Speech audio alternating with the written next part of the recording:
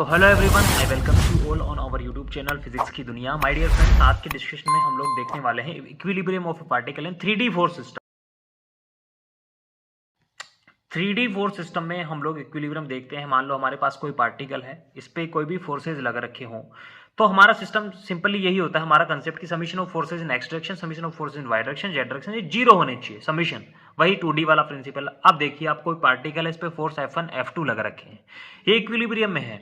मान लो फोर्सेज जैसे मैं कहूं F2 है, वो नेगेटिव डायरेक्शन में लग रखे होंगे इक्विलिब्रियम में करने के लिए, तो इनकी जो डायरेक्शन है वो उल्टी हो जाएगी, और फिर या हम इनको लिखेंगे तो विद साइन हम इनको लिखेंगे। माय डियर, इन क्वेश्चंस को सोल्व करने के लिए आपको वेक्टर्स का थोड़ा बहुत हल्का फुल्का आइडिया होना बहुत जरूरी है। पोजीशन वेक्टर्स क्या होते हैं, यूनिट वेक्टर्स क्या होते हैं। नाउ सी, ये कुछ एग्जांपल्स हम लोग लेंगे जिनके जरिए आपको इस कंसेप्ट की थोड़ी क्लियरिटी बन पाएगी। Now see my dear, forces हमें हर मेंबर में निकालना है। एक्स वाई जेड की डायरेक्शन हमें गिवन है, कौन सी डायरेक्शन में क्या है। 20 किलोग्राम का फ्लावर पॉट नीचे की तरफ है। Now see, forces in A B हो गया, इनको मैं इंडिकेट कर देता हूं FAC FAD। वेट जो है माय डियर नीचे की तरफ लगेगा, उसमें कोई दो राय नहीं है, हर बच्चे को पता है।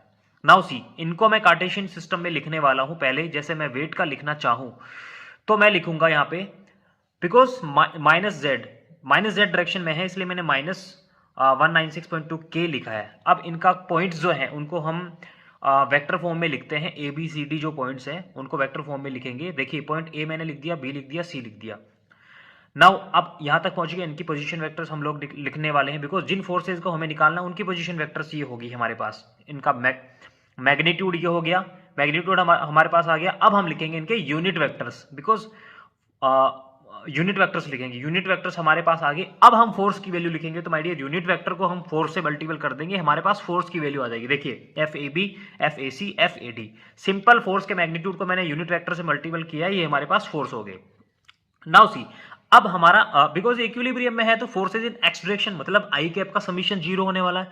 फोर्सेज इन वाई डायरेक्शन मतलब जे कैप वालों का समीशन जीरो होने वाला है। ये देखिए, आप समीशन F(x) = 0 किया ना मैंने, forces in X direction zero, ऐसे ही forces in Y direction zero, forces in Z direction. Must noted, W को आप लेना भूल ना जाए, बिकॉज वेट भी एक तरीके का फोर्स ही है। नाउ सी, यहां पे हमारे पास 2 अननोन होंगे, 2 इक्वेशंस होगी। अब सारे इक्वेशंस को सोल्व करेंगे, हमारे पास फोर्सेज की वैल्यू आ गई। बहुत बेसिक क्वेश्चन था ये।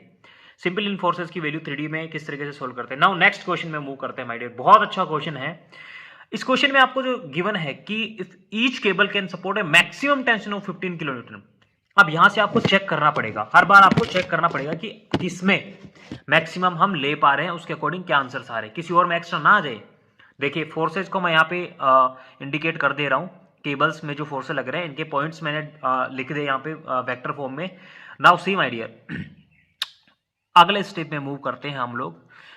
Position vector RAB RCA BA जो कुछ भी थे मैंने लिख दिए यहाँ पे। अब इनके मैग्नीट्यूड और यूनिट वेक्टर्स हम लोग लिखने वाले हैं।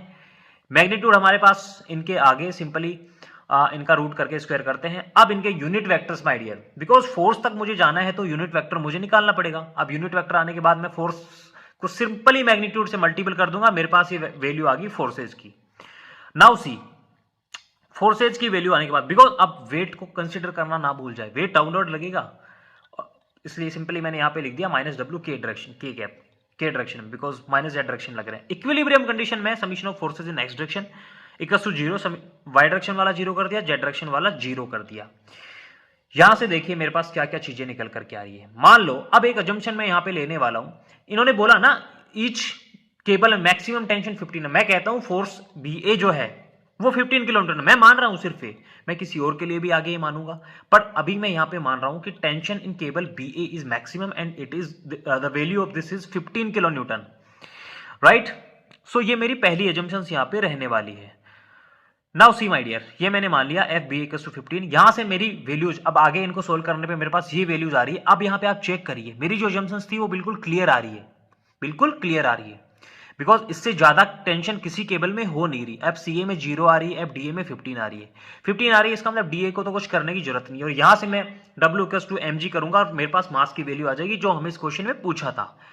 नाउ सी में CA में 15 किलोन्यूटन मान लूं, तो यहां पे माय डियर कोई सोल्यूशन ही एग्जिस्ट नहीं करेगा। अब सोल्यूशन एग्जिस्ट नहीं करेगा, इसका मतलब जाहिर सी बात है, जो वैल्यू मैंने मानी थी, या फिर आप DA में तो 15 आ ही रहे थे, DA में आप 15 मानोगे, सेम वैल्यूज वापस से आएंगी। इसका मतलब है कि जो मैंने एजम्पशन माननी थी वो सेम थी, राइट। नेक्स्ट क्वेश्चन में मूव करते हैं माय डियर। स्प्रिंग्स गिवन है आपको, स्प्रिंग्स में इन्होंने स्ट्रेच पूछी है आपसे कि किसका एलोंगेशन कंप्रेशन कितना होगा, इनकी लेंथ भी गिवन है, अनस्ट्रेच लेंथ। नाउ सी, पहला जो मेरा स्टेप होता है फोर्सेज को इंडिकेट करना, राइट। के की वैल्यू हमें यहाँ पे गिवन है, फोर्सेज को इंडिकेट कर दिया, F O A, F O B, F O C यहाँ पे होंगे। एफ ओ ए का मैंने पोजीशन वेक्टर लिख दिया, राइट, वेक्टर फॉर्म में मैंने इनको लिख दिया, एफ ओ बी को लिख दिया। अब आप देखिए एफ ओ सी भी हम लोग यहाँ पे लिखेंगे, एफ ओ सी भी है ना। अब एफ ओ सी के लिए हमें क्या करना पड़ेगा, पहले पोजीशन वेक्टर आएगा, यूनिट वेक्टर आएगा, राइट। अब मैग्नीट्यूड आ गया, इसके बाद यूनिट वेक्टर हमने लिख दिया। फोर्स की वैल्यू निकालनी है तो सिंपल यूनिट वेक्टर को मैं फोर्स से मल्टीपल कर दूंगा, राइट। सो ये हमारे पास 3 इक्वेशंस हो गई फोर्सेज की। Weight my dear, very important, इसको भूल जाते हैं कभी कभार क्वेश्चंस में, but we have to consider it. Weight downward direction में लग रहे हैं, इनकी वैल्यू सिंपल मैंने लिख दी। नाउ सी, वही इक्विलिब्रियम वाली बात, यहां पे सिंपली मैं forces next direction, Y direction, Z direction zero करूंगा, और यहां से मेरे पास 3 इक्वेशन है, 3 ही अननोन है, इनको सोल्व करूंगा, मेरे पास इनकी वैल्यूज आ जाएंगी, F O A 65.4, this values.